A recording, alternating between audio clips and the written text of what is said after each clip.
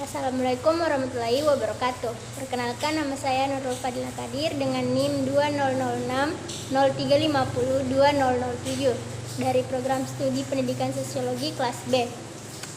Pada kesempatan kali ini saya akan menjelaskan teori interaksionalisme simbolik. Interaksi adalah istilah atau garapan dari sosiologi yang sementara dalam simbolik merupakan komunikologi atau ilmu komunikasi. Seperti yang sedikit dijelaskan atas bahwa interaksionisme merupakan salah satu teori yang banyak digunakan dalam penelitian sosiologi. Makna sosiologi diperoleh melalui proses interpretasi atau komunikasi terhadap simbol-simbol yang ada di lingkungan sekitar. Dasar dari teori interaksionisme simbolik ialah teori behaviorisme sosial, yaitu yang memusatkan diri pada interaksi alami yang terjadi antar individu dalam masyarakat dan sebaliknya, masyarakat dan individu. Interaksi yang muncul dan berkembang lewat simbol-simbol yang diciptakan meliputi gerak tubuh, suara, gerak fisik, dan ekspresi sehingga dilakukan dengan secara sadar. Ada simbol-simbol yang dihasilkan oleh masyarakat mengandung makna yang bisa dimengerti oleh orang lain. Herbert menyebut gerak tubuh sebagai simbol signifikan, sementara gerak tubuh mengacu pada tiap tindakan yang memiliki makna.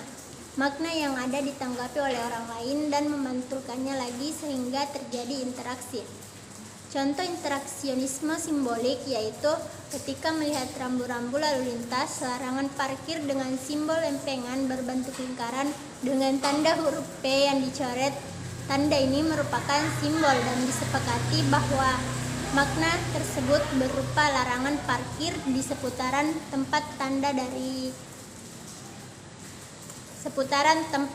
tersebut. Pertama dari teori interaksionisme simbolik, yaitu yang pertama, seseorang bertindak atau berperilaku berdasarkan makna yang diinterpretasikan dari perilaku atau tindakan seseorang tersebut. Yang kedua, makna sosial yang merupakan hasil konstruksi sosial. Dan yang ketiga ialah penciptaan makna dan pemahaman sosial yang merupakan proses interaktif yang terus berlangsung. Teori ini melihat realitas sebagai konstruksi sosial yang dibentuk melalui proses interaksi yang terus berlangsung.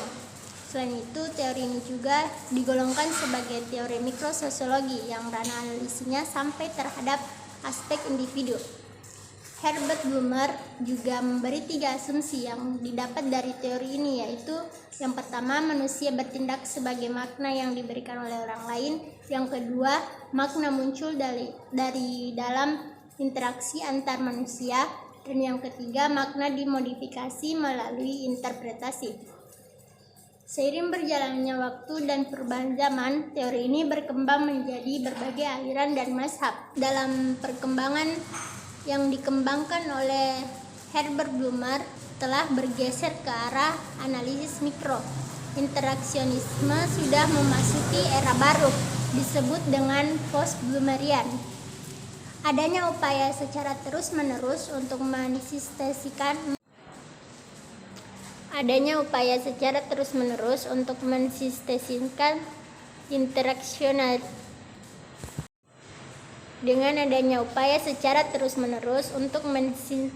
interaksionalisme simbolik dengan gagasan lain seperti pertukaran, fungsionalisme struktural, fenomenologi, dan etnometodologi. Selain itu juga berupaya menyambung pemikiran dari poststrukturalisme, postmodernisme, dan studi kultural serta feminisme radikal.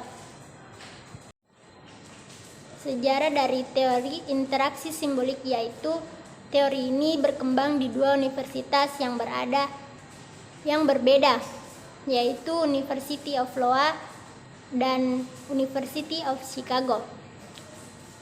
Matt lebih menggunakan pendekatan studi kasus, sejarah, dan interview secara langsung, sedangkan Kuhn lebih mengarah pada pendekatan kuantitatif.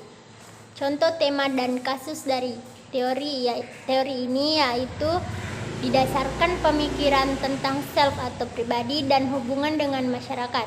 Menurut Ralph LaRosa dan Donald C. Reitz, Reitses, terdapat 3 tema utama yang dianut oleh teori interaksi simbolik, yaitu yang pertama, the importance of meaning for human behavior. Teori interaksi simbolik ini menyatakan bahwa setiap individu membentuk makna atau meaning melalui proses komunikasinya, karena makna atau meaning tersebut seringkali tidak bersifat pasti, karena dibutuhkan interpretatif construction antara setiap orang untuk menciptakan suatu makna. Tujuannya yaitu interaksi simbolik ini untuk menciptakan makna bersama atau shared meaning tanpa adanya makna. Yang kedua yaitu the importance of self concept. Konsep diri ini adalah sebuah persepsi yang relatif stabil dalam diri manusia mengenai dirinya sendiri. Ketika makna tersebut berkembang melalui proses interpretif, yaitu the importance of the self concept. Konsep diri ini merupakan sebuah persepsi yang relatif stabil dalam diri manusia mengenai dirinya sendiri. Ketika kita bertanya pada diri kita sendiri tentang siapa diri kita, maka itu menyangkut segala hal yang diketahui tentang diri kita, kemampuan kita dan kelemahan kita, serta kekuatan kita dan lain sebagainya. Dalam konsep diri, ada 2 asumsi yang mendukung berdasarkan La Rosa dan Reitses.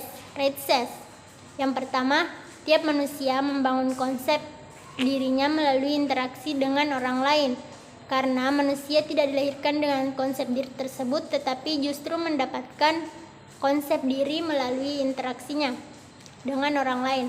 Misalnya, manusia mengetahui bahwa dirinya egois jika orang lain yang sering berinteraksi dengannya mengatakan dia egois. Yang kedua, konsep diri menyediakan motif penting dalam perilaku manusia. Dalam asumsi ini terdapat istilah self-fulfilling prophecy. Sekian penjelasan dari saya. Mohon maaf apabila banyak kurangnya. Assalamualaikum warahmatullahi wabarakatuh.